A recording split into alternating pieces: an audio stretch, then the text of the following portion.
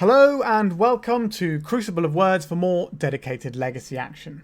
Today we are playing a deck that just won a 5k this weekend gone by a deck piloted by John Goss, and it's Yorion Breakfast. So I've decided that what I'm going to start doing on my channel, due to a suggestion from one of my subscribers, is that I'm going to try and feature a tournament winning deck each week from the previous weekend, and due to the fact that I record a couple of days in advance, it's probably going to be midweek, so it's like midweek meta deck.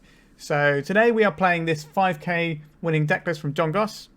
Okay, so it's a Yorion Breakfast deck. So obviously Yorion we all know and love, or dislike, or whatever we feel about Yorion, it's there. The way this deck works is we have a Cephalid Illusionist that we put into play.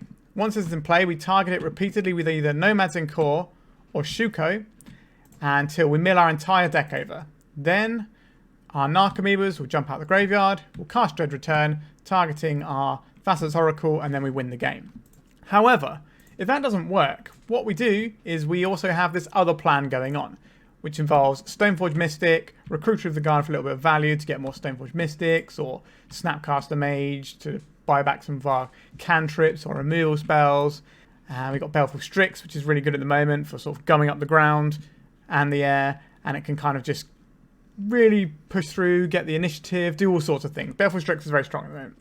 And we've got a Skyclave Apparition as another Recruiter of the Guard target. So we've got a lot of stuff going on in this deck. We've also got a pretty serviceable beatdown plan just through Urza Saga, which can also find us our Shuko to combo with.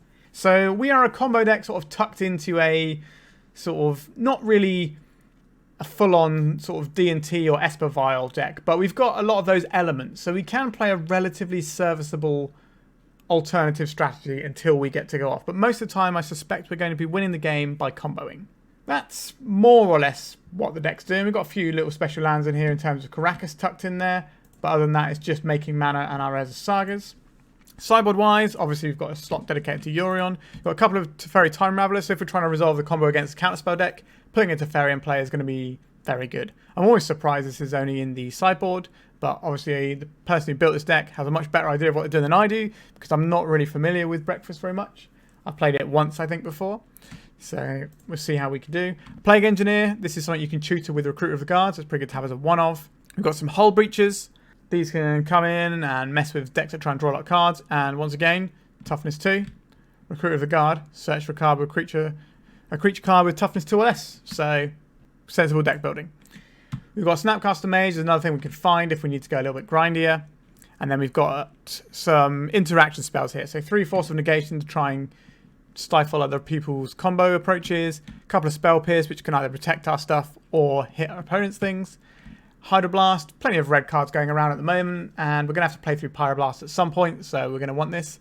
Only having one in an 80 card deck doesn't feel great, but it's better than none, I suppose. And a couple of Prismatic Endings in case we need more removal. That's pretty much the deck. Now, I'm not going to play this deck perfectly because I'm not a Breakfast expert, but I'm going to try and play it to the best of my abilities and sort of show you why this deck is good and why I think it did well and won the 5k this weekend. Alright, I don't think there's much more else to say about this deck right now. It's best if we just jump into it and see how we go. I'd just like to do a quick plug, obviously. Like, comment, subscribe. These things cost you nothing and they help me out immensely. Alright, let's jump into a Legacy League with John Goss's 5k winning Yorion Breakfast deck. Okay, so we're into round 1 and we are on the draw. This is the opening hand we've been presented with. Not a big fan of having a Snarkme. We can probably get rid of it later. We've got a Stoneforge Mystic game we can play here. A little bit of removal.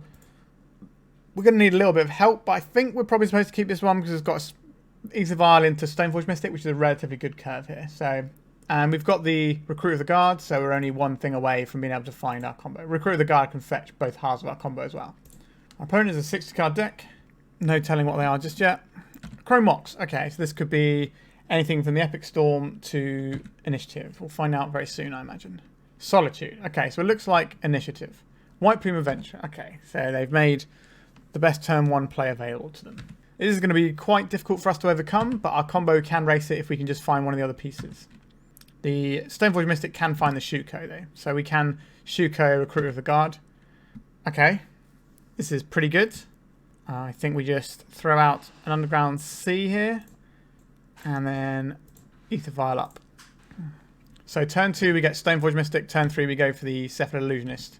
So we should be able to race our opponent here, but if they have interaction, we could be in trouble. They have Solituded underneath their Chrome Mox, so they're unlikely to have too much removal. Or they might have so much that they can pitch the Solitude. Either way, we're going to have to get a little bit fortuitous here. Now, if we fetch the Shuko with the Stoneforge Mystic, the jig is kind of going to be up there. And I'd rather have a Nomads en-Kor because you can activate that at instant speed. Each player can't cast more than one spell each turn. Okay, so this is going to cause us some amount of troubles because we won't be able to combo off underneath an Archon of Emeria. So we're going to have to play our Skyclave Apparition, but we don't have a lot of time to do that. So I get to untap their White Plume. Next turn we take 12. It's pretty scary. We'll put a counter on our Aether Vial. Recruiter of the Guard. So this comes in tapped, which is a bit of a problem for us. It also can't get a basic white land, so probably should have played this one out first. I don't know if we're going to be able to beat this. So we're going to take 12 next turn, and then the turn after we have to draw... Oh, we can't even draw Nomads en-Kor, can we? We have to draw Shuko next turn, I think. I guess we can Aether Vial for Shuko. If we draw a land, we've got... we still need to get rid of this Archon of Emeria is the problem. Although we can mill a load of our library to put some Narcomoebas into play to block with. That's certainly possible. We don't need to cast 2 spells because we can put one in with the Aether Vial. So this is going to be hard. Very hard for us to win this one. And the chance of us winning it seem very low to me. Alright, we're going to activate Aether Vial at end of turn just to show them we got stuff. I don't think we can win with this. I think we're going to concede rather than give them the information. So we got bot pretty hard because they had the turn 1 broken start of the old White Plume. So, what are we going to do about this is the question. Well, that is a tricky question given what we're faced with. So Plague Engineer is okay. It has Death Touch, so at least you can trade with things. It has -1, which can get rid of Elite Spellbinders, and possibly Thalia if they're being run on our opponent's list. The rest of these cards don't seem like they're going to do much. Prismatic Ending kind of has text. Teferi kind of has text. This can bounce a play and maybe buy us a turn, but it can also protect us from removal. If we're under the gun, we might need something like a Teferi. The Baleful Strixes should be good. Thoughtseize on the play I like. Thoughtseize on the draw I don't like. Aether Vial is okay. It speeds us up, but we're not really getting much advantage out of the uncounterable clause on it. So what are we supposed to do here? Snapcaster buying back Swords to Plowshares is pretty good. Are we going to have enough time to buy back things like Thoughtseize, to buy back things like Brainstorm and stuff? I'm not that convinced. Thoughtseize is a pretty bad top deck as well. I think we can trim 2 Thoughtseize here. If we have one opening a hand, it's good, but we don't really want to draw them. And we've got to cut one more thing here. So the Kaldra can actually tussle with our opponent's things if we get it down early enough. So I don't hate that as an option. Our Karakas might have text in this game.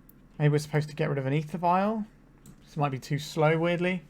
I'm not convinced I've sideboarded perfectly here, but it makes sense to me, so we're going to give it a whirl. So reveal our companion. Not that that's going to really get us anywhere. I don't think we can keep this hand. We need something better to do than Nomads en-Kor. Okay, a Force of Will for the first thing, an Aether Vial and a Nomads en-Kor. You know, that's getting us there, isn't it? And we lose one of these cards. Due to the Archon, I think we probably want to lose the fetch land here. Yeah, we'll do that. So they've only seen blue-black mana from us. So I'm going to play this Underground Sea and play this Aether Vial just to keep a little bit more information so our opponent might have slightly less idea what it is, and then we are more likely to sort of get our opponent that way. If we draw a Cephalid Illusionist, we might be able to win next turn with Force of Will backup. But if our opponent plays something we have to Force of Will, then that's going to be a bit of a problem for us. Our Lotus Petal, this is how it starts, isn't it? And then they're probably going to drop a Soul Land, a Cavern of Souls. Okay, this could be a Thalia, which I wouldn't really mind too much. Cleric. Okay, so they have no drop on that turn. That's pretty good for us. They didn't make a turn 1 play. So we'll put counter on Aether Vial, a Nomads en-Kor. So we'll play out our Tundra. It's now very clear what we're doing. We'll play out a Nomads here because this gives us a guy that can swing and take the initiative. If we need to like bounce a Teferi out of play, we can bounce something out of play or whatever, because they might be getting the initiative uncounterably. We can also put in a second Nomads en-Kor so that we can attack for 2 past their creature with initiative. We'll lose 1 Nomads en-Kor in the process. How do we feel about this Elite Spellbinder? Are they going to take Teferi or are they going to take the Nomads. I think we let this resolve. Well, we let this resolve without activating our Aether Vial first. So let's see what they choose here. So this Force of Will to Ferry can protect our combo. Both of those cards have ways in which they can protect our combo depending on how we want to play this game out. And depending on what we draw. Okay, it's a Ferry. Put this over here so we don't forget about it. And then it's over to us. They've got a Lotus Petal up, so they might be representing the Source to Plowshares. But they know we have a second Nomads en-Kor. So this could be difficult for them. And Nomads en-Kor goes off at instant speed anyway. So yes, we'll put this on 2. Okay, so we drew the Tundra here. So I think our best bet is to put our Yorion into hand so that we have a blue card for Force of Will. We can attack with our Nomads. Do I think our opponent's going to block with their 3-1 if we do that? Is our Nomads... I think if we attack like this, they're less likely to block. We do have the Nomads in hand. And because they know that, they're unlikely to block here. Oh, they are blocking. Interesting. Interesting. They're quite scared of us being able to combo. It helps us preserve our life total, which means we're going to have more turns that we get to play this game, in theory. So because they're Cavern Souls on Cleric, we can Force of Will things like Seasoned Dungeoneer and the Archon of Emeria, which are 2 of the scarier things they could drop, because obviously we can't combo through the Archon. Okay, this is a White Plume. I see. Okay, so they were doing this so we had less chance of being able to take the initiative, but if they had 2 creatures, we wouldn't be able to take the initiative off them anyway. Uncounterable initiative is going to be a little bit awkward for us. What we're trying to counterspell is the thing that stops us winning the game. So Recruiter of the Guard would be nice, or a Cephalid Illusionist, obviously, but we'll take what we can get and see. We're not going to put any additional counters on the Aether Vial this turn, which means we're probably going to draw a Recruiter. That's how the game works sometimes. We drew the Illusionist. Interesting. We have a Force of Will. Let's play this guy out. Let's try and put in our Illusionist. They're going to try and plow this. Let's counter their plow and see if they've got another kill spell. A Solitude. Okay. Not ideal for us, that one. I don't think we put in our Cephalid Illusionist here.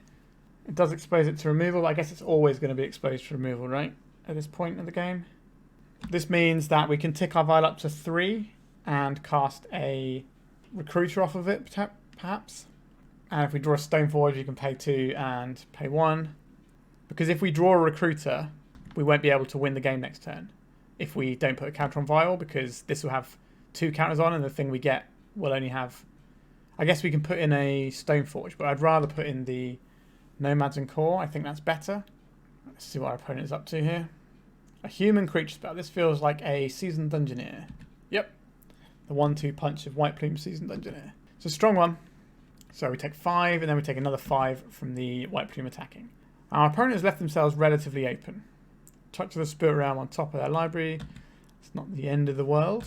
So, if this is on 3 and we draw a Recruiter, we can win. If we get a Skyclave Apparition, we can get rid of this, get the initiative. We can cast that as well. If we draw a Stoneforge, we can just play it and get the Shuko and win that way. I think we want to put the counter on the Vial.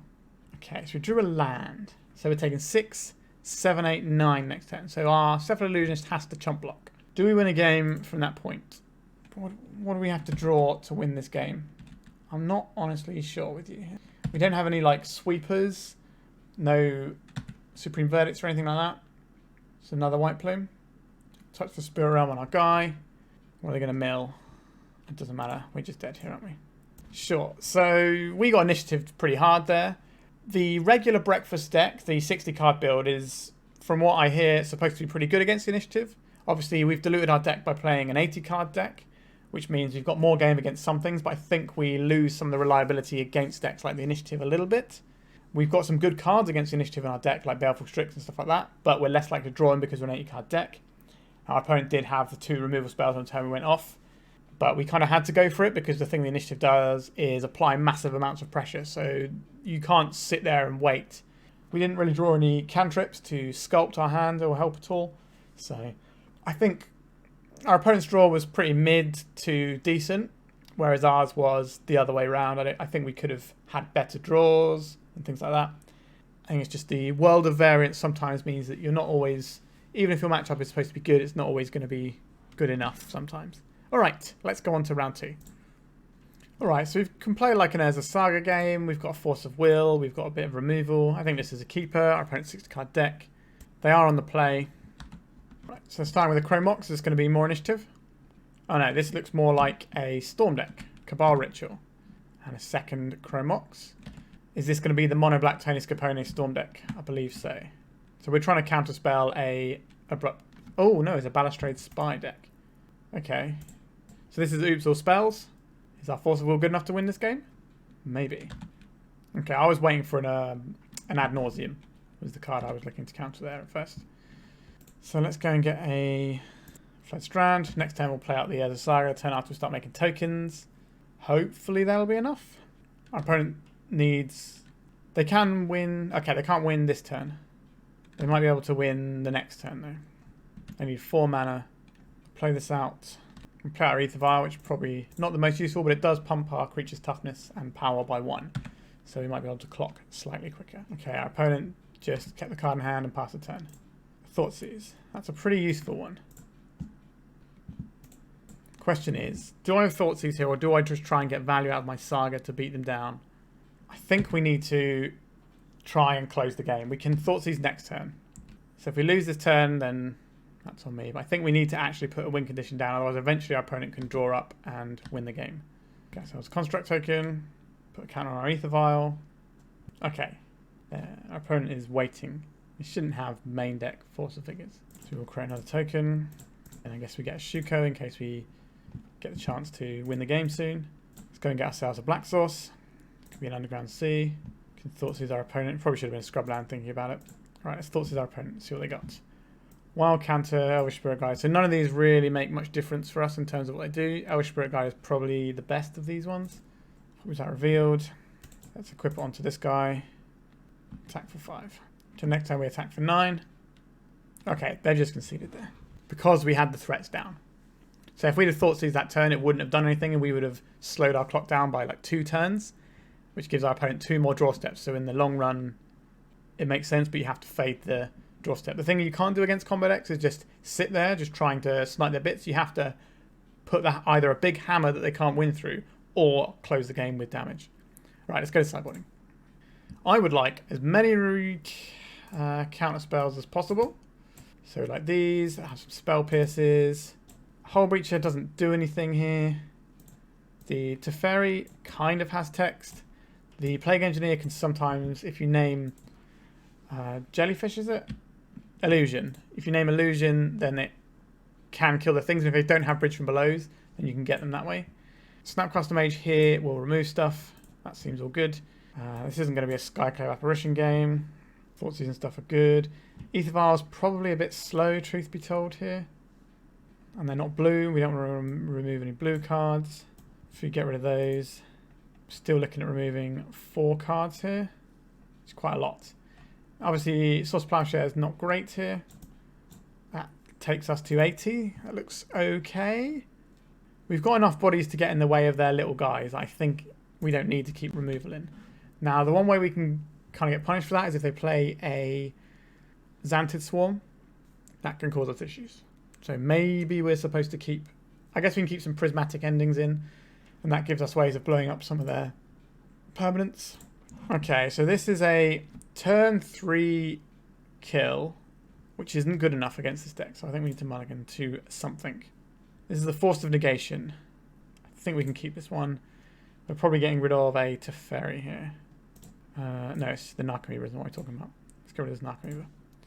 So we have Force of Negation on the first thing they do, pretty much. We can't Force of Negation their creature. So if we get any target for the Force of Negation, we're supposed to fire it off. Chromox. We're just supposed to stop their mana generation. Summoner's Pact. Okay, we might be dead here. Elvish Spirit Guide. Sure. So this is going to be the Elvish Spirit Guide plus these 2 is enough to cast the Undercity Informer. Okay, a Cabal Ritual. So all of these things they've cast are just +1 mana. So it doesn't actually matter. The fact that we hit the Chromox, the number of cards they had, they would have imprinted the Summoner's Pact on it, so it didn't actually make any difference what we did here. Let's see how they've sideboarded first. I would very much like to see what their sideboard consists of, whether I need to worry about Xantid Swarms for game 3. Let's have a look. Once upon a time, Turn Timber Symbiosis. Let me have a look. Goblin Charbelcher. Okay, they've gone down the Charbelcher route. Interesting. I don't see any... Yeah, there's no Xanthid Swarm in there. All right. We'll concede this game. So because we're an 80-card Yorion deck instead of the 60-card Breakfast, it means our odds in this matchup are slightly worse. How do we beat Belcher? I think we want one Skyclave Apparition in for Belcher. Just as the way that we can maybe tutor around and blow it up. What does that mean for the rest of our deck? Maybe we're trimming a bird. Trim a bird. Right, we'll give this a go. I'm not going to board in the Hydroblast on the off chance I get that one of... What's it called? Counter. So this is a turn 2 kill, but we have the Thoughtseize, so I think we can keep this. And try and punch a hole in our opponent's hand. And this gives us a turn 3 kill. So let's crack this. Underground Sea. Is this enough to knock our opponent off balance for a turn? What do we have here? Memory's Journey, Academ's Awakening, Dark Ritual. Interesting. So they have a load of mana, but they have nowhere to go with it. So if we take the Dark Ritual, they still have 1, 2, 3, 4 mana. So I think we take the Thoughtseize. And yeah, we just take the Thoughtseize here. They do not have 8 cards in hand. It shows you both sides of the hand. So our plan is try and kill our opponent on turn 3. And hope this one Thoughtseize has done enough work for us. There's the Academe. Do they draw a Thoughtseize? A Cabal Therapy. What are they going to name here? Cephalid Illusionist.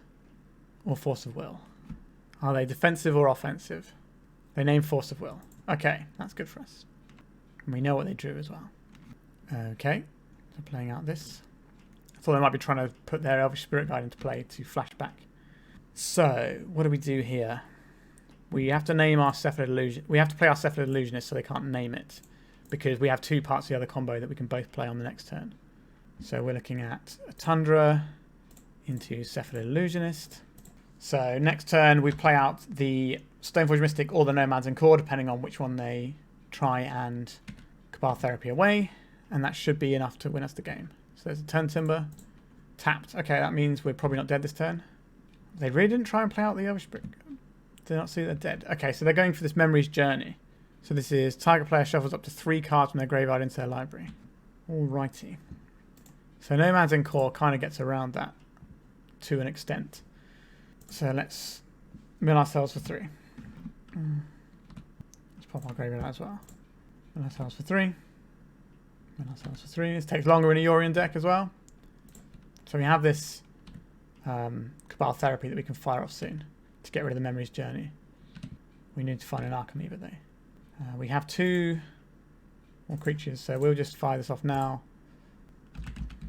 So Dark Ritual, Elvish Spirit Guide, and Turn Timber Symbiosis. Now, the issue we have is they do still have the flashback of Memory's Journey. We've still got a lot of cards in our graveyard here, though. How many... Okay, we need to stop going now. I made a slight mistake here, but it doesn't matter just yet. So what we're going to do is we're going to Recruiter of the Guard next turn for our Thassa's Oracle, and then we can mill out our whole deck that way.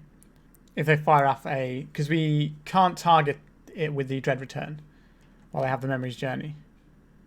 So this turn we will crack this. We should have done this earlier, so we have enough stuff to find, but not the most adept with this deck, as you probably guessed, but we're getting there. So let's use its ability. I think we get the Kaldra in case we need to beat our opponent down. We already have the Nomads. Our opponent's unlikely to have a removal spell in their deck. This does expose us to our opponent being able to combo us, which is a bit of an issue. There's a Turn Timber we know about. They're just playing the Elvish Spirit Guide. So this can Cabal Therapy us, if they want to. They can Cabal Therapy us next turn, so we kind of need to keep drawing lands before we Recruiter of the Guard here. Have we got a Recruiter target that's actually just going to help us stop our opponent winning the game? Let's have a look.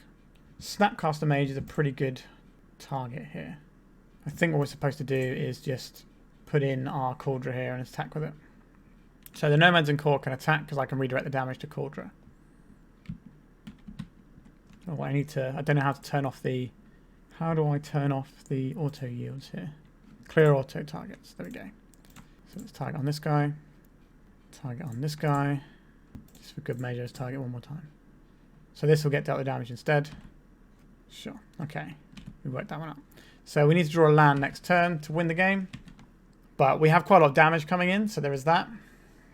Okay, our opponent's just conceding. Our opponent should not have kept their hand. It didn't have a way of winning the game in it, and you need a way of winning the game in opening hand when you play Oops or spells. So if we'd drawn a land next turn, we get to win. We recruit with the guard up a Thassa's Oracle, play the Thassa's Oracle, then remove our library. If they shuffle anything in, we then just remove it again with Nomads and Core instant speed. So we managed to get that one. Felt alright. Let's go on to round 3. Okay, we're into round 3 now. This is our opening hand. Island Ponder's pretty good, but we have so much air in this deck. I don't think I can keep a 5-lander here. And one of them is a Narcomoeba, so it's basically a mulligan already. So if this was a Brainstorm, I'd keep it. But I don't think we can keep this. Okay, we've got removal, Stoneforge Mystic, and then backup plan of Saga. This seems fine to me. I'd rather keep a fetch land. So I'm going to put back the Underground Sea. We'll play out the fetch land first, in case our opponent has a wasteland. Hence why I wanted to keep a fetch land. Means we're more likely to cast our Stoneforge on turn 2. Okay. We might be doing an emergency Brainstorm. Bloodstained Mire is usually the we're going to reanimate you sort of land. Now it does also see play in the Epic Storm decks. So this could be the reanimated deck that I was thinking about playing on my channel that I might play later in the week if I can get hold of some Atraxas. Dark Ritual. That's never a good sign. Lion's Eye Diamond. Okay, this is more in the storm portion of things. Lion's Eye Diamond. Yep. Okay, an Echo of Eons. Let's see if we can get a Brainstorm going here. I guess we're probably going to want a Tundra going forwards anyway. Let's have a little look with our Brainstorm. We're going to need to find a blue card and a Force of Will here. It doesn't really matter what we put back because we're getting a new hand anyway.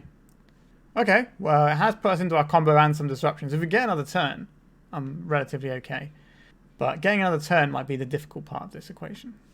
If we get another turn, we get to Ponder to fish for a counterspell, and then Thoughtseize to take away their... Oh, they're passing the turn. This is very good for us. They had 3 mana floating and didn't do anything with it.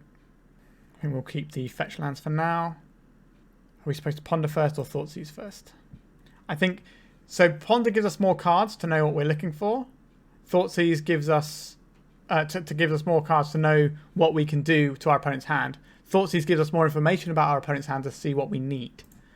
So it's kind of a tricky one to work out which one you're supposed to do first. I guess we'll Ponder first. I don't think we want any of these. Any order. Shuffle. Okay. So then we will Thoughtseize our opponent, see if we can buy ourselves one more turn. Okay, they have one business spell. Let's take the business spell. So we've got the win next turn.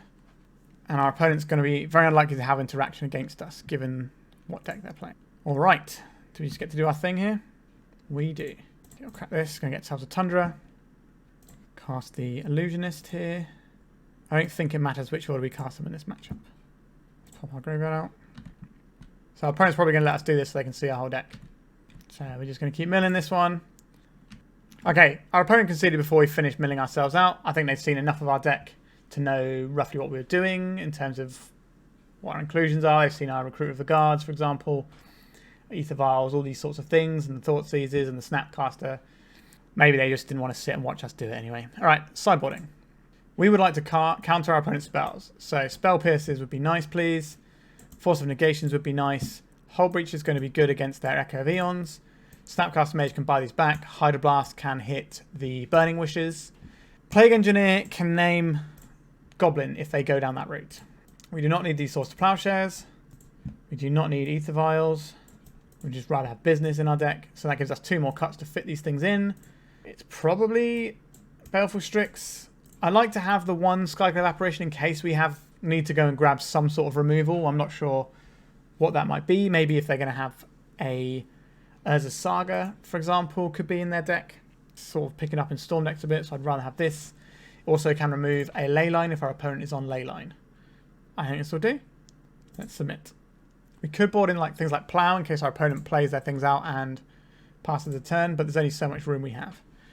Okay, this opening hand doesn't let me cast Ponder. It's just a sort of very slow, fair hand, so we can't keep this. We need some interaction. A Spell Pierce, Snapcaster Spell Pierce is fine. That's probably good enough. The chances of us keeping this opening hand are quite low anyway. There is that. We're probably going to get Echo of Eons here. Okay. It's going to be a Thoughtseize. Okay, so we're probably losing our Spell Pierce here. This looks like the current Epic Storm build that Brian Cook's been playing with the white mana for silences, which is going to make our counter magic a lot less effective. Yep, so there goes our Spell Pierce. Okay, so I think we're just going to play out our... If we play out our Saga, that means we're going to be more taxed in trying to get our Snapcaster Mage going. So I think we'll play this and hope that our opponent just kept one with a bit of disruption that wasn't that fast. I'm fully expecting to lose this particular game. I think we are much better on the play because we have the Thought Seizers in our deck. Recruiter of the Guard. I think we play out our Marsh Flats this turn. We play out the Saga this turn. The next turn we can hold up Snapcaster or Saga. They're going to know that we can do that though. So it's not going to be the most difficult for them to play around. They might just try and go this turn because this is the turn before we get to do our Snapcaster. Chromox. This looks like our opponent's going, I think, this turn. This could just be a Galvanic Relay turn. A Silence underneath the Chromox because they don't need it this turn necessarily. They're casting a Silence. This is probably bad for us. So we can yield through this turn because we don't get to cast any more spells. So Dark Ritual, Lion's Eye Diamond, 3 floating. That's not a lot floating. This could be Burning Wish into Crack Lion's Eye Diamond for Galvanic Relay. Not that strong. If it's Goblins, we can Recruit of the Guard from... Okay, they're just getting Echo Vions. Yeah, that's fine. Just going for a draw 7 with a little bit of mana floating. Sure, so this is our new hand. This is 1 card away from winning the game next turn, if we get another turn. We've seen our opponent can wheel into nothing. We have Goblins covered if that's what our opponent tries to do, but they're pretty close to Tendrils right now. So if they go for a Storm kill, they'll probably just go for the actual kill. Okay, Galvanic Relay. What are they exiling here? They've got Burning Wish. They've got mana into LEDs. They've got Ad Nauseam. Okay, so they've got a lot of payoff here. So we would very much like to draw a Shuko or a Nomads en-Kor, whatever it's called. Come on, deck. Hook us up. It's not really hooking us up. We have the win next turn. I think we cast the Ponder first, looking for interaction for our opponents. We would very much like to cast this Force of Will on our... So I think we go Brainstorm, Cephalid Illusionist, Force of Will, Shuffle Library, no. Then we'll play this one out. If we play out the Cephalid Illusionist, it means that even if we get our hand wheeled next turn, we still can win off of what's on board. So our opponent has to try and kill us this turn. Now, that might not be that difficult, because their Lion's Eye Diamonds won't make them discard their hand necessarily, because their hand is basically all these cards in exile rather than the hand. Well, they do have a full grip of 6 there. I imagine we are probably dead, but at least we have the ability to represent something here. There's the Bauble. There's the Lotus Petal. There's a Lion's Eye Diamond. There's another Lion's Eye Diamond. There's another Lion's Eye Diamond. Mana is not the problem for them, that's for sure. It's their payoff spells. So if they cast Burning Wish, we have to counter that because it can go and get Peer into the Abyss, I think it's called, which will draw half their deck, whereas at least Ad Nauseam has a fail rate to it. A Wishclaw Talisman. So they have a Wishclaw Talisman as well as a Burning Wish. I don't know how we're supposed to win through this. Then we just cast this now. Our opponent's got this game, and there's nothing we can do about it. So they'll just cast their Burning Wish, crack their LEDs, cast Peer into the Abyss on themselves, draw half their deck. Now they might think that we have another counter spell, because they don't really know anything in our hand. So this is 3 red mana, so they're going to use that to cast a Burning Wish, I suspect. So they have Lethal Storm if they just go and get Tendrils with this. Tendrils of Agony has been revealed. We will concede the game to their Tendrils of Agony. Alright. Game 3. This is much better for us because we're on the play. We get to Thoughtseize our opponent. I am slightly interested in having a couple of Prismatic Endings in our deck as options so that we can mess with our opponent's permanents. I think I would rather have that Baleful Strip. Let's see how many. 4, 5, 6, 7, 8, 9, 10, 11, 12, 13, 14, 15, 16, 17, 18, 19, 20, 21, 22, 23, 24, 25, 26, 27, 28, 29, 30. It's 30 in a Yorion deck. That's plenty of blue cards, right? I don't think we need this Skyclave Apparition, though, so I'd rather have a blue card than that. Yeah, I think that's probably where we're at here. Let's submit and see if we can do it. We could always have, like, Teferian, like, bounce our own Snapcaster to rebuy things. Put our... This is probably not a matchup for the old Yorion. Okay, we have quite a lot going on here. I think we would be remiss to ship this one. Our opponent's also kept 7. So I think we are looking at pondering this turn. We kind of want a blue card, but we're just looking for our combo for the future. I would very much like this Thoughtseize next turn, though. We will put, because we are drawing 2 of these, we're going to put the Karakas on top, then the Thoughtseize, then the island, so that if our opponent Thoughtseizes us, they will not see the Thoughtseize on top. And then we've got Brainstorm, Fetch Land to fix our hand afterwards. So the Force of Will and Force of Negation are going to be the ones that pitch to each other. This looks like a Thoughtseize. I think we just let this hit us. They can take one of our pieces of interaction, but they can't take 2. Next turn, we Thoughtseize them. So we're in an okay spot. Oh, I took the Brainstorm. Cheeky. Not a fan of that. Okay, so we'll crack this for a black source.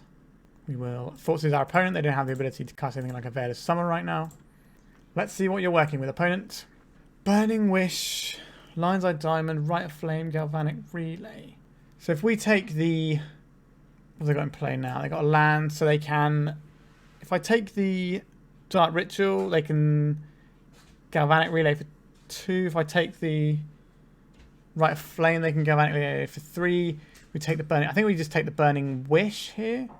I think that's the safest one to remove. Now we'll play out our Shuko. Unfortunately, we have to draw through this Karakas. No, we don't have to draw through the Karakas. We cracked our fetch, didn't we? So we could potentially win the game next turn. We have 1 piece of interaction. We could have taken the Galvanic Relay and just held the Force for the Burning Wish. That might have been a slightly better line. But what we can do this turn is we can counter the thing that gets them up to the mana to cast the Galvanic Relay here. So we've seen the Lion's Eye Diamond, we've seen the Bloodstained Mire. So if we counter this, our opponent cannot cast Galvanic Relay this turn. We know all the cards in their hand. So we will exile this Rite of Flame from their graveyard as well. This stops them casting Galvanic Relay this turn. Oh wait, no, they still got 1 mystery card in hand. But that means the Galvanic Relay doesn't get to happen this turn. It means it gets to be smaller. They don't know we have an... No, they do know we have an island in hand, actually. Because they saw it earlier. Would I rather keep this island for the purposes of Brainstorm? I think I'd rather do that. Also represents potential... No, it doesn't represent blue cards because they know about the island, don't they? Alright. Just try and work out. Do we want this island in play or not? If we get wheeled, I'd rather have the island in play. So I think I'll put it there. Tricky choice, that one. There's a Plateau and a Chrome Mox. This is not going to imprint anything. Then they're going to play Dark Ritual. Then they're going to play Galvanic Relay. So doing a Galvanic Relay for 3. This is quite a weak one, which is nice for us. Hopefully it just hits some lands. Silence, that doesn't matter. Chrome Mox, that doesn't matter. Mishra's Bauble, okay. That was pretty low quality hits for them. Certainly glad we made it a smaller one. Okay, a Ponder. This is good.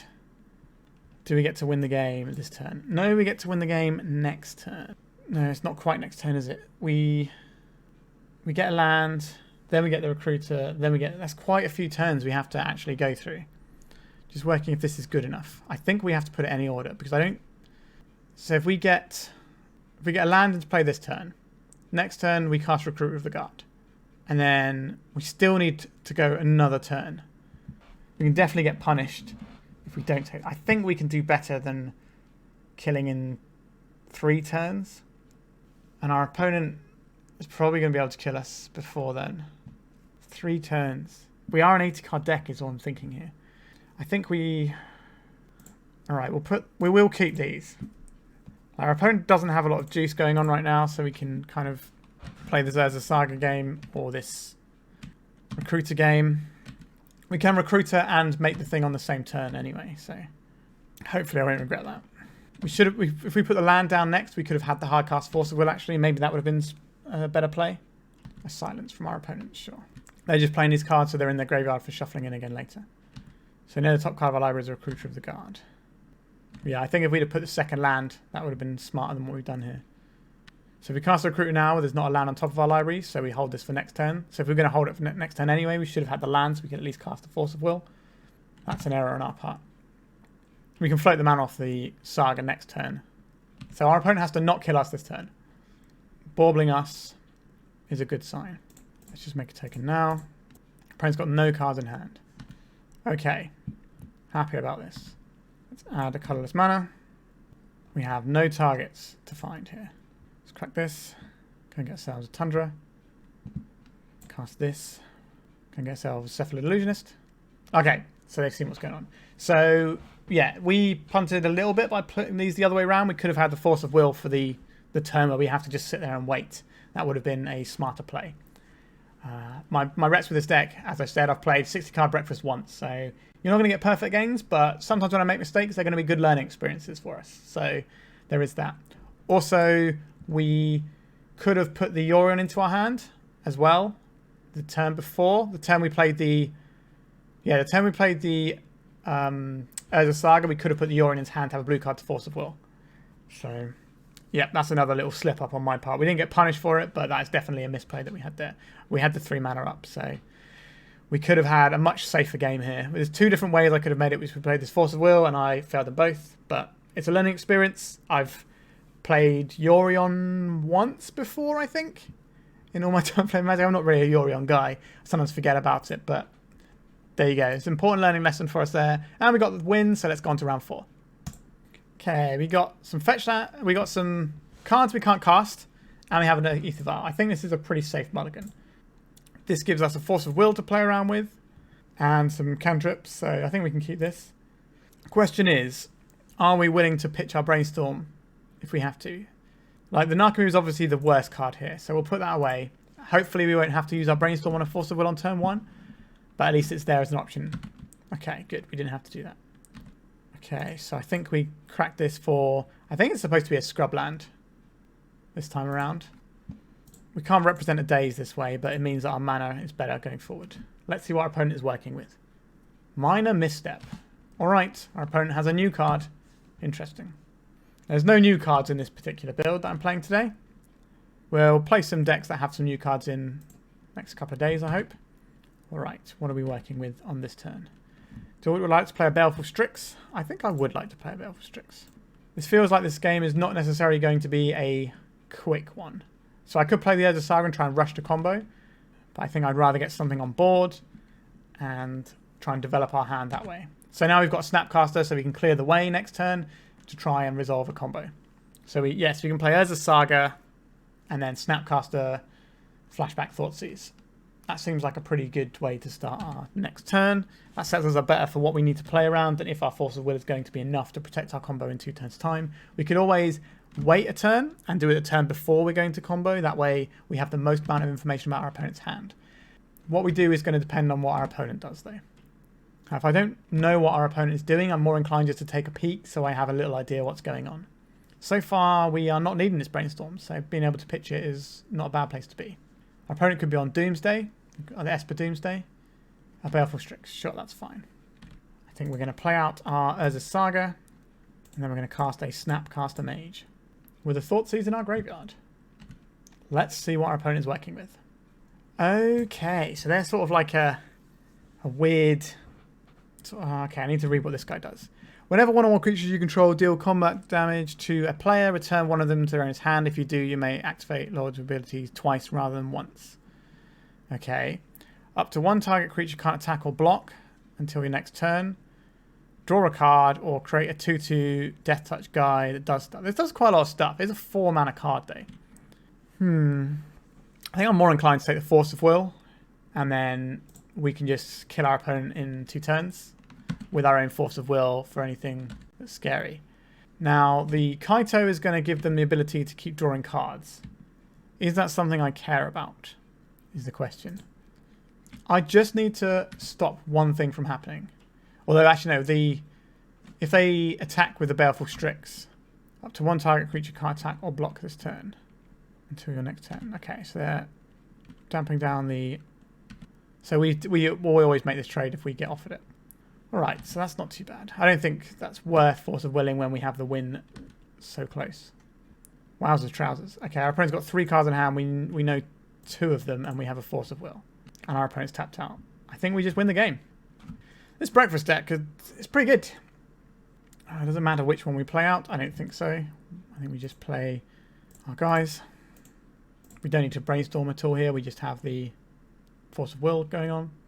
Alright, so they know what our deck does. They got the concession. They didn't want to see our whole deck.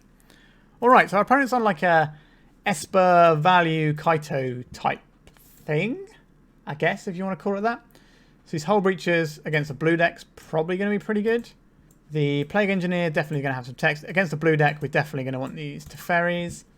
Are we going to want some things like Spell Pierce to protect ourselves? It can also, they're trying to resolve a 4-mana spell, so we can definitely Spell Pierce that one. I like a lot of the cards we have available to us. Like, all of these things seem quite nice to me. But what are we looking to trim on this?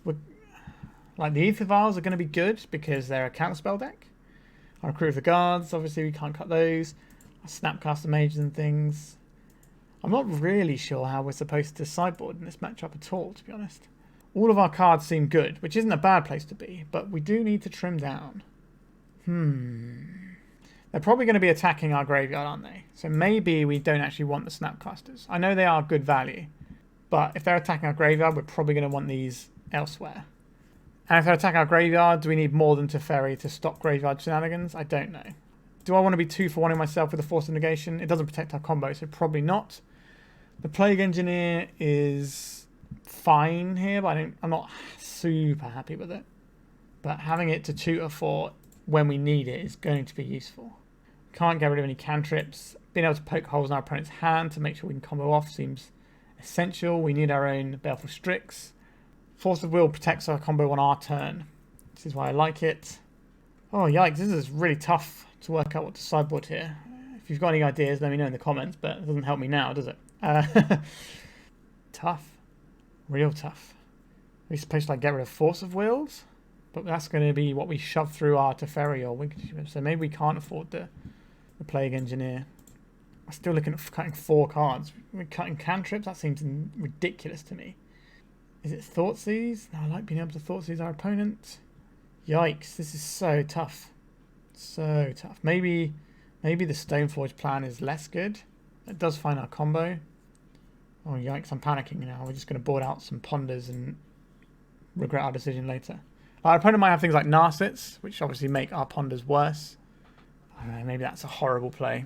Well, this seems interesting. We're on the draw. We have a Brainstorm. I think we keep this. We're so close to being able to win with this hand. Like, the Recruiter can go and find the Nomads. And our opponent didn't seem the fastest of decks. Even though they did have the White Plume, they weren't really a turbo initiative deck. So I think we have 2 choices here. They don't have blue mana for that Mental Misstep, whatever it's called. So I think we just get a blue-black land. We didn't see any Wastelands from our opponent. They were a 3-colour deck. So I think we are going to play our Aether Vial. This can definitely go wrong for us, but I don't think their 3-colour deck trying to resolve 4-mana spells when they've got very intense colour pips like this is going to be playing the Wastelands. That's the assumption I'm making. Now, we can definitely get punished for that assumption, but okay, first things first, we have to cast a Brainstorm because we need lands. Our opponent doesn't know that, so probably just going to let us have it. White land, not so good for us. We do not need 2 Stoneforge Mystics. Let's put 1 back, and one of these other ones we'll draw next turn. I guess we put back the thing we want to protect from our hand, so put that one back. We'll play out Tundra, and then we can plough this Strix if we need to. Like if they play something like the 4-mana guy, like they go like Tomb, like Ancient Tomb, play that guy, then we might have to hit the Strix because otherwise they get to draw an additional card with it. If they play the initiative guy, we just have to hit that when we can. Prismatic Ending. Interesting. We'll tap this now, see if we get any response. We don't have anything to put in with it. Okay, so that's not a threat, so that's good. A Rest in Peace. We have a Teferi for this, and we have our backup plan of Kaldra. So that's fine. Not super fine, but we can beat this in a multitude of ways. So we know the top card of our library is a Stoneforge Mystic, so we're just going to throw this guy out immediately. Let's get the Kaldra Compleat. We need to deal with the thing in play before we can worry about a Shuko. So I think we probably want Prismatic Endings for the next game, if there is a one, but we'll see. Swords to Plowshares on our guy. Alright, so this Kaldra Compleat probably going to stay in our hand for a little while. We've got a lot more resources than our opponent. I'd like to draw a land this turn. We drew a land. It wasn't the land I wanted to draw. I should have been more specific. So we can also go get Skyclave Apparition to get rid of this when the time comes. I think we're just casting this guy first. Black and blue.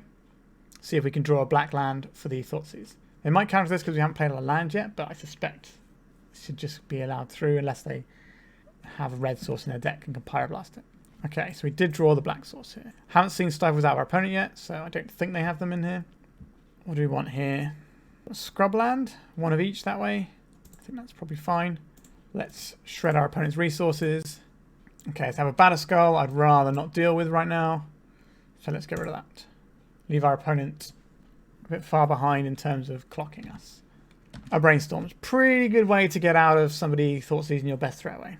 But that is gone forever now because of the Rest in Peace. We know that our opponent's not going to have any Murktide Regents. It's just going to be the come into play effect guys, I suspect, along with that Planeswalker. So is that the same planes that we saw? It is. Okay. I imagine they keep the Plow here, but unless they found a good threat. Alright, that guy's a pretty good threat. Understood. So this is going to draw them 2 cards this turn. Nope, they didn't attack. Interesting. Oh, I suppose these would trade actually. They didn't use the can't be blocked ability. They could have got +1 loyalty on it, really. So, what do we want to do with our turn? I think we're going to plow this guy, because this guy has crazy good value with this Kaito. We're going to go to attacks. Attack Kaito.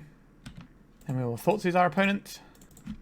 Sword to Plowshares or Teferi. I think we'll take the Plow. Teferi does draw a card. But if we take the Plow and the Teferi bounces our guy, that's not actually that bad for us. Sure. So then we can play out this. Yes, go and get the Shuko. So we can then tutor, we can use our Recruiter of the Guard to tutor for the Thassa. No, Thassa's Oracle's got 3, hasn't it? Sorry, I can't tutor for Thassa's Oracle with Recruiter of the Guard. What am I talking about? It's a 1/3, isn't it? I think I mentioned being able to tutor for it in a previous round. I apologise for that. Right, so there's a Teferi we knew about. Just can't attack or block. That's pretty annoying. Okay, we're getting Thoughtseize. We're probably losing the Kaldra. No, we lost the Stoneforge. Interesting. Opponent's got 1 card in hand. A Dread Return. Not one we really want. So I think we are into the making our Recruiter of the Guard, getting our Skyclave Apparition out. We could get a Hull Breacher, but I think just trying to win the game is a better play. Crazy idea, I know, but this does expose our Shuko to Prismatic Ending, but if our opponent doesn't have... sorry, if we draw a land next turn, we can then just go Skyclave, Cephalid and kill our opponent. So that's the reason I've gone for that play. Our opponent is representing Hardcast Force of Will right now, but we get to kill Teferi this turn, potentially. We should have equipped the Shuko to one of our guys. That was a mistake. One of our guys dies, we don't get to kill the Teferi now. Okay, so it's not removal that they have. Understood. So we can play this Recruit of the Guard. We're going to get ourselves a Hull Breacher, I believe. I think on this board the Hull Breacher is going to be pretty strong. It also potentially give us the mana that we need for hardcasting our Kaldra. Okay, our opponent didn't do anything that turn cycle. That's pretty good for us. Draw a card off of their Kaito. This guy seems pretty decent. Okay. Ooh, this is a very good draw for us. Let's Thoughtseize our opponent first before we go to attacks. Our opponent's got a real decision to make here. Okay, so we have this Force of Will that we probably have to take. Stoneforge Mystic. How much do we care about Stoneforge Mystic? Not that much. It's probably just the Force of Will here. We can play around Plow relatively well, I think. Sure, let's take the Force.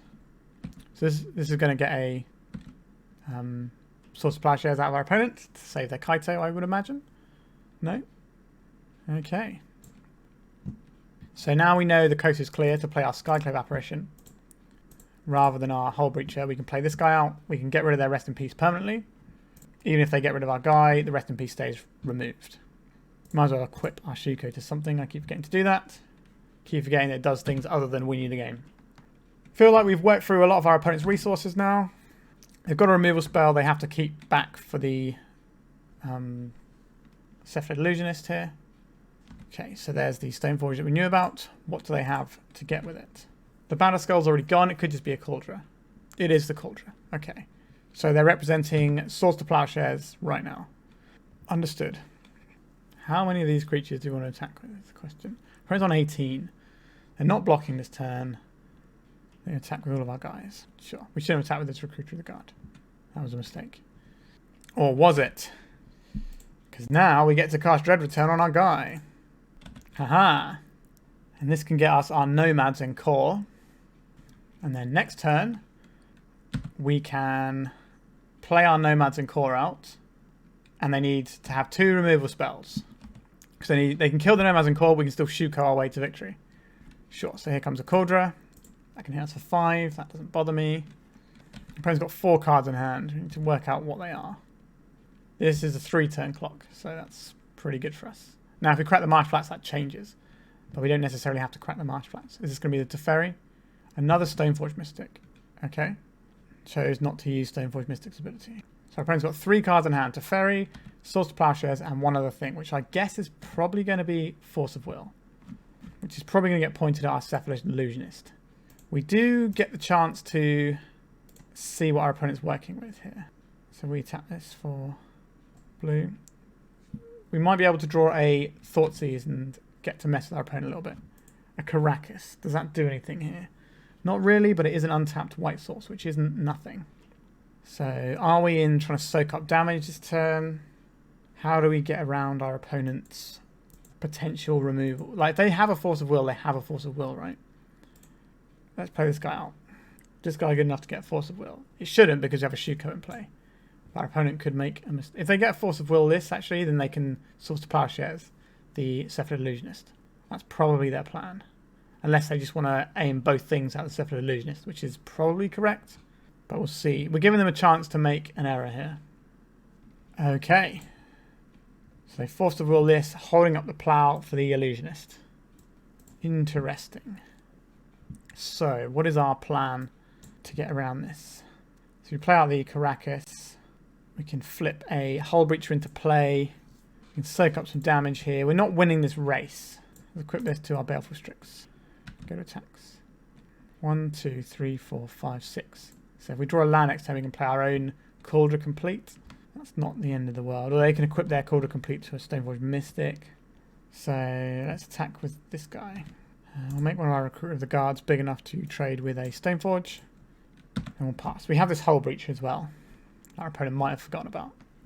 But again, we don't want to crack our Marsh Flats because we have Brainstorm in our deck. And also, it changes the clock of just taking raw hits from the... Okay. This is good for us. Let's play out a Tundra here.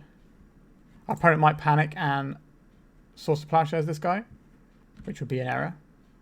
Because I need to keep this plow up. So we get a treasure token now. So we can definitely play the Kaldra next turn.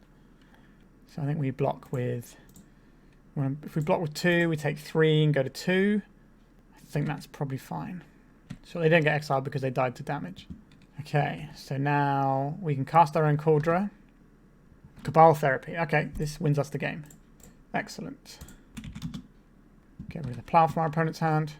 And then, yeah, they know we've already got the Cephalid Illusionist, so we get to play that. Yeah, our opponent drew loads of cards, but we... Look how little... They've only got 34 cards left in their deck, but we managed to grind through it really well. This deck's got a surprising amount of stay, even when you're, like, behind. So they had the Rest in Peace, and we had to sort of get rid of all these things, and we had a load of cards in our hand that weren't doing anything because they were combo pieces, but we still managed to grind our way. Yeah, this deck feels really good. You can see how it took us down to 5k, even in my very novice hands. So we've got one more game to go to see if we get the 4-1. Let's go. We're on the play for this round, which is the last round. We have Island Ponder into Stoneforge. We don't have our Cephalid Illusionist, which is the one downside here. But I think we can give this a go. We've got a Force of Will for protection. Sure. Wasteland is going to be our enemy, for sure. But sometimes that's the way things are. Let's ponder, try and find more lands and a Cephalid Illusionist. We found a land. Not a land I like too much, but it has a Brainstorm as well. Don't really want this Shuko, so... Problem is, if we keep these, we've kind of got to get through these. Kind of hoping our Brainstorm does a lot of work there. I think we do just about have to keep this, though.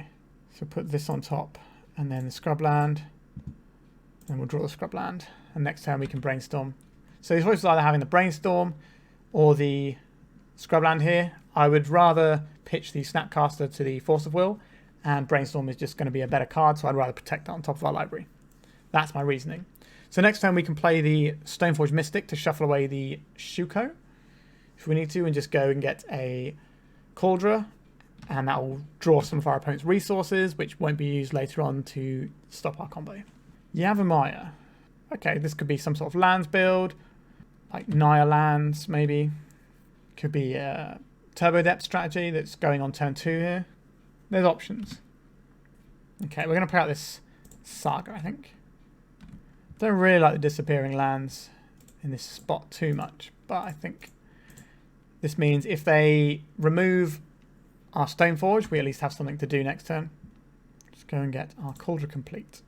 We already have the Nomads en-Kor, so we don't have to show our opponent what we're doing. They'll just think that we're maybe some sort of Yorion Aether Vial deck or something like that, rather than thinking with a combo. Now, the Urza Saga might give it away that we're a Shuko Cephalid Breakfast deck, but hopefully it won't, so we'll wait and see. A Ghost Quarter. Okay, this feels more towards Turbo Lands or lands. Mulch. Okay, so it's 8 mulch. Do I care about mulch? Not too much. I'd rather counter something like an Exploration or a Mana Bond. Okay, so they just got these 2 off of it. Skylar crop rotation, interesting. So I think we will fire off this Brainstorm first in case we can draw a... Okay, so you have the Cephalid Illusionist. I like that very much. We have this to pitch to this. We need to play our land this turn. So what's going on top of our library? This probably pitches to this. This is probably Brainstorm. Oh, we kind of want both of these as well. Interesting. Maybe we're supposed to shuffle away our Kaldra. That seems wild, eh? Probably a Plow, and then we just put the Cephalid Illusion on top and we draw that next turn. But they have a Ghost Quarter is the only issue. I don't want them to Ghost Quarter away our only solution. So I think we put a Force on top. And play this. Activate this for white and a 1. Wait, it's Ghost Quarter is a May, isn't it? Yeah, control. Yeah, but I'd rather have the actual mana, otherwise we won't be able to win. So our opponent is a little bit under the gun here. They don't know quite how under the gun they are, so I'm hoping they're going to tap out next turn and just give us a Cephalid Illusionist kill. But we're going to have 2 Force of Wills. If they don't do anything this turn, we're going to have 2 Force of Wills available. So we'll draw the card and then this will shuffle away in the main step and we get to float mana off of it first. A Mana Bond. This is one that we cannot allow to resolve, I think. Just to give us our opponent ways of wastelanding our whole mana base out. Okay, they just counted that. Interesting. So they still don't know what we are. They might have an inkling because of the Urza Saga. But alright, so we're looking at lands here. So Prismatic Ending can hit some of their bits and pieces. Teferi Time Raveler doesn't seem that exciting here.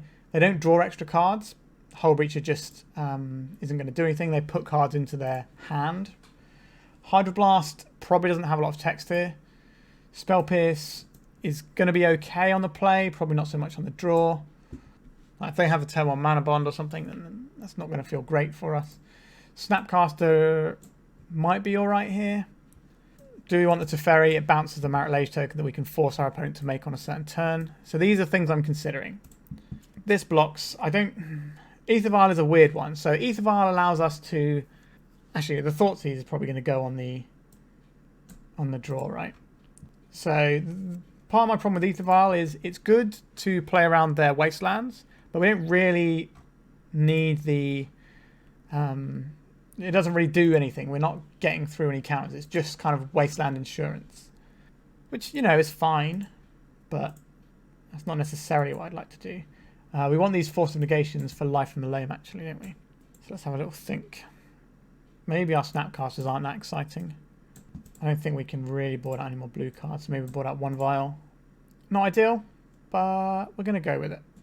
The Teferi can bounce as a Saga tokens as well, so it seems useful. And if we can sort of stymie their initial plays, then they'll find it hard to pressure it if they can't get lots of land to play really early, if they don't have like a Mana Bond or an Exploration. Let's reveal our little Yorion. This hand looks pretty bad to me. We don't really want either of these in our opening hand without our combo pieces.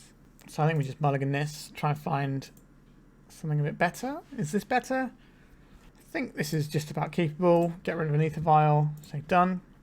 So we've got our Aether Vial, so we can play around Wasteland a little bit. We don't have any way of interacting with our opponent's spells, which is a bit of a pity.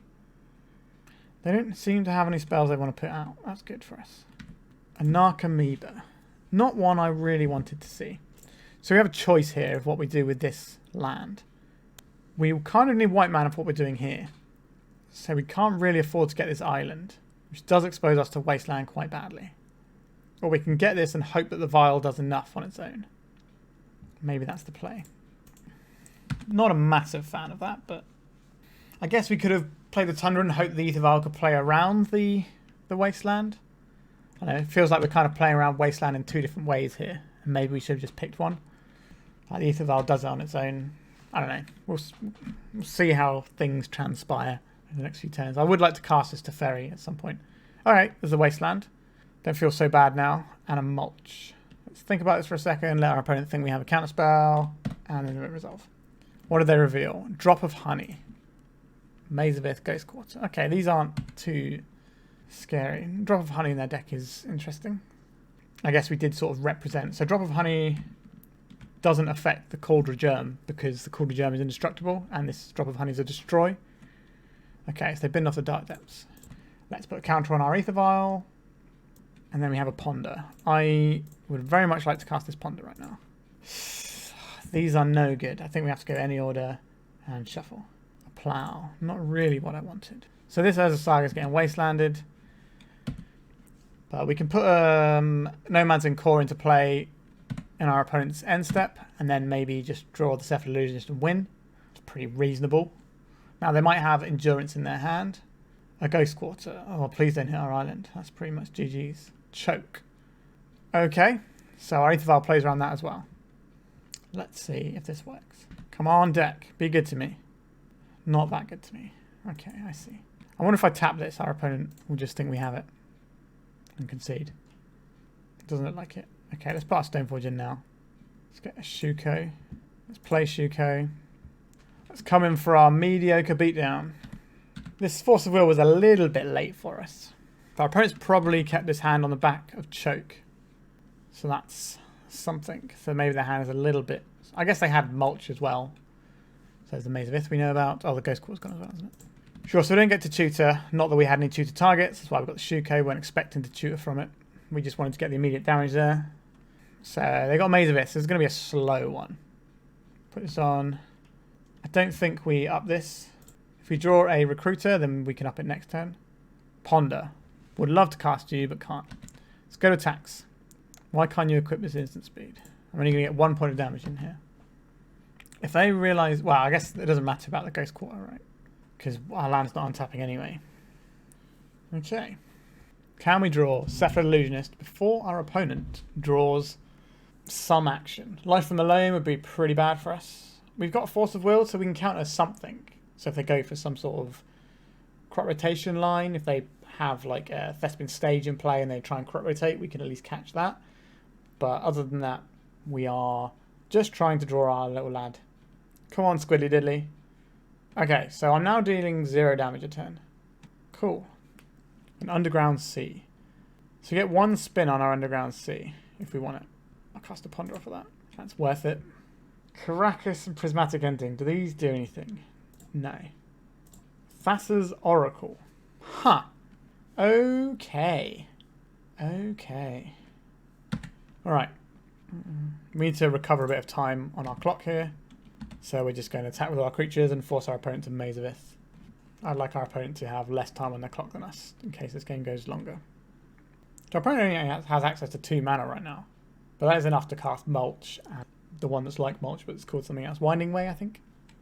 Right, we've nearly recovered enough time on the clock from our opponent here. I'm not entirely sure what they're thinking about so intently. A Thespian Stage, okay.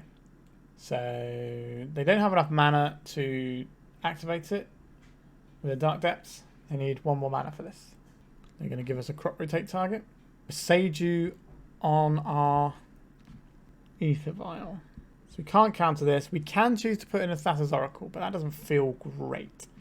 I think we just get this. I guess we get a Scrubland, because at least this one doesn't die. It doesn't get choked. We can kill a Dark Depths. Now our opponent has a Ghost Quarter. Less good for us. I thought this might happen. We have no basics. Not a massive fan of our opponent knowing that.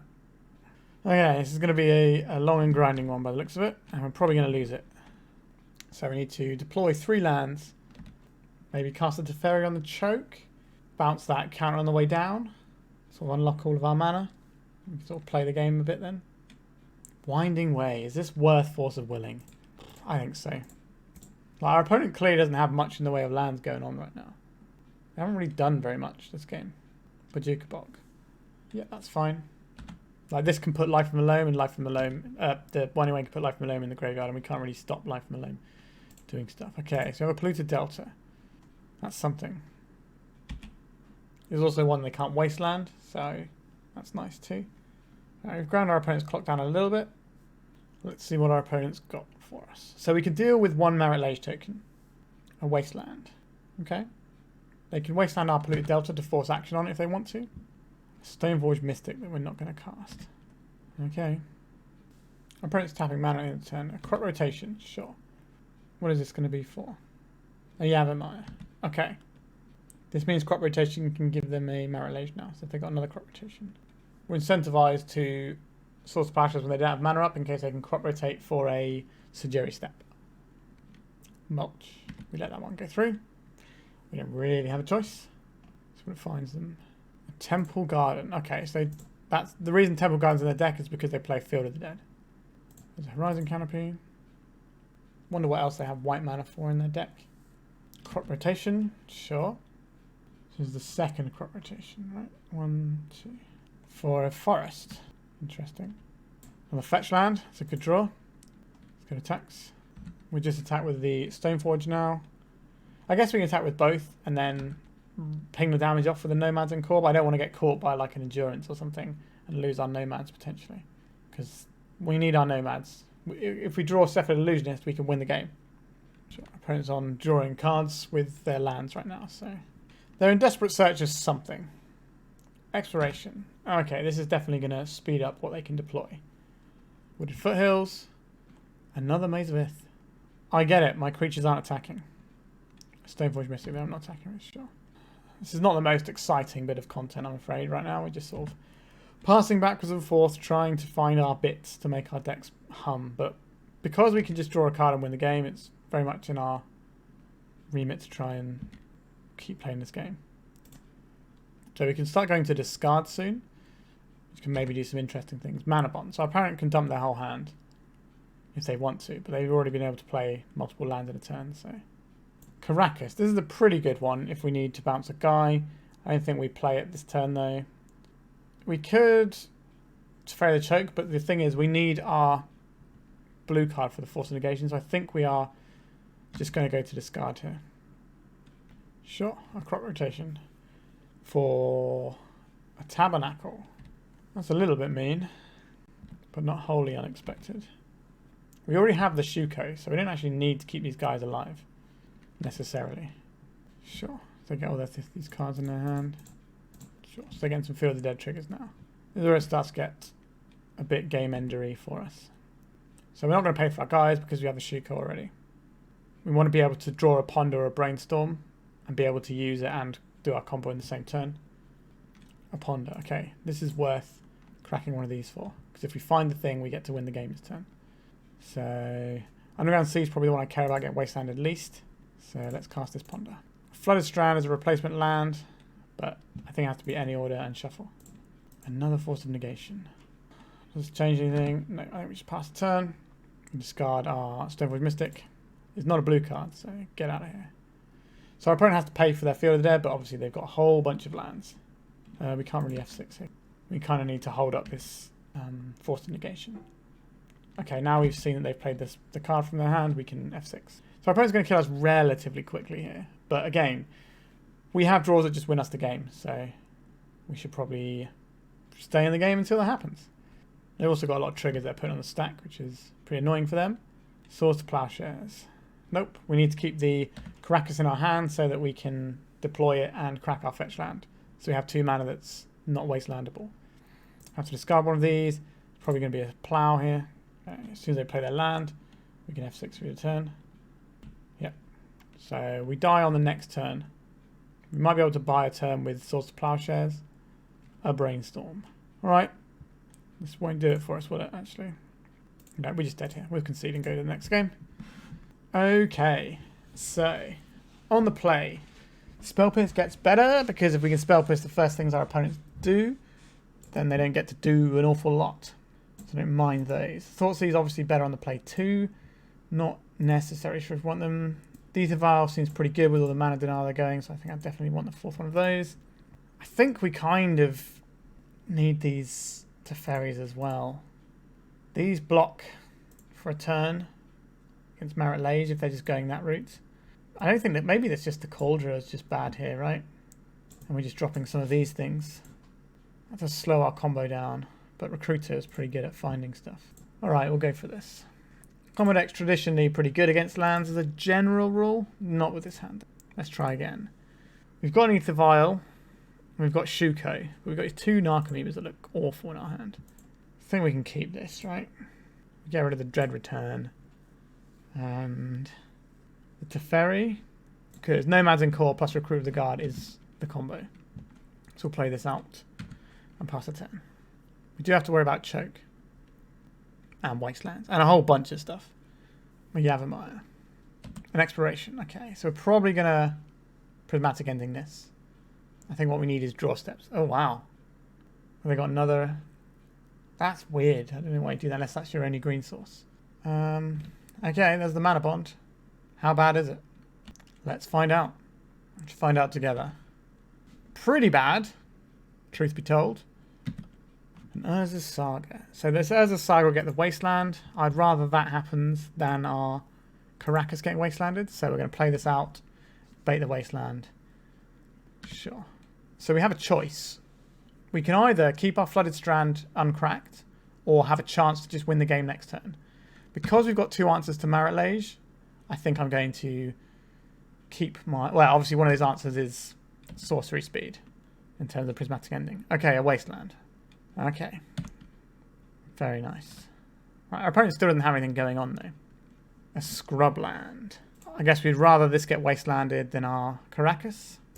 So we'll play this out and invite the Wasteland. I guess we could cast this Prismatic Ending now, but I don't see the point of casting the Prismatic Ending on the Expiration or the Mana Bond until they have a Life from Alone going on, and maybe we might be able to nab a Dark Depths token. Interesting they didn't crack it then. So next turn we can make a Recruiter of the Guard and have lethal available to us potentially.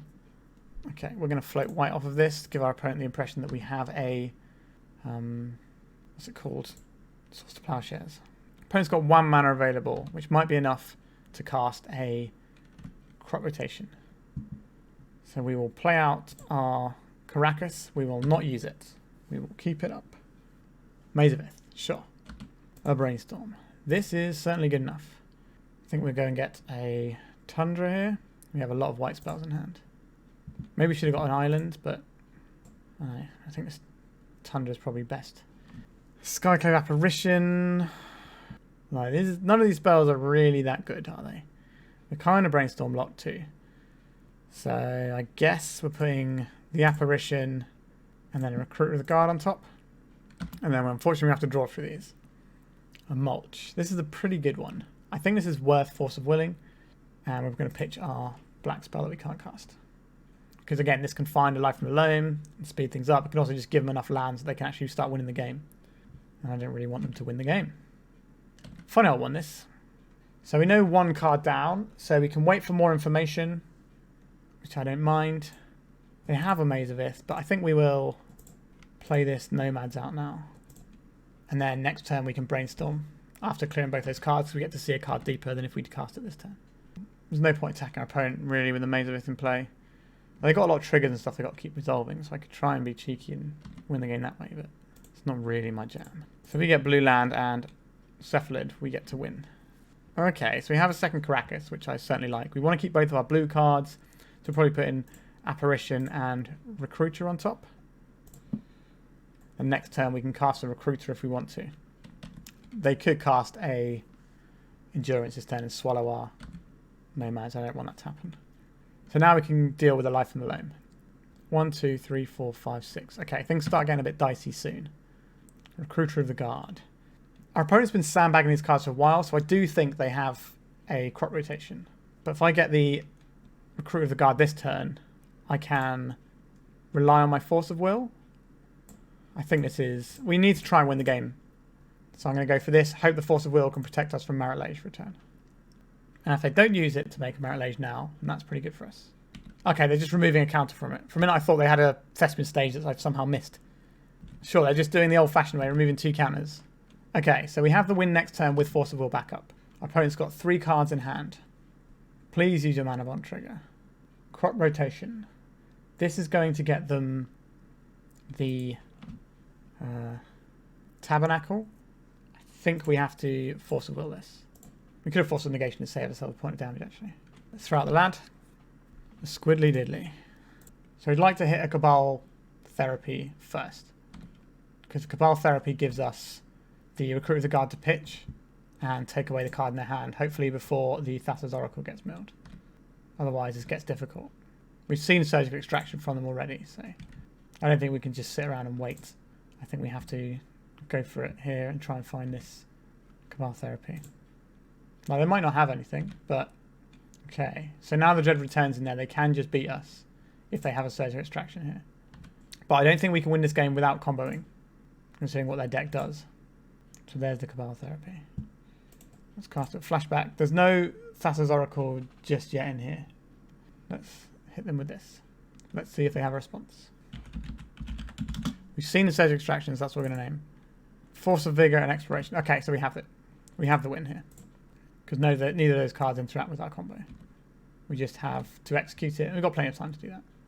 We've got both the other Narcomoebas out now. We just need to keep going until there's nothing left. Fortunately, we're a Yorion deck, so we're going to do a fair bit of clicking. Okay. So put all my auto yields in there.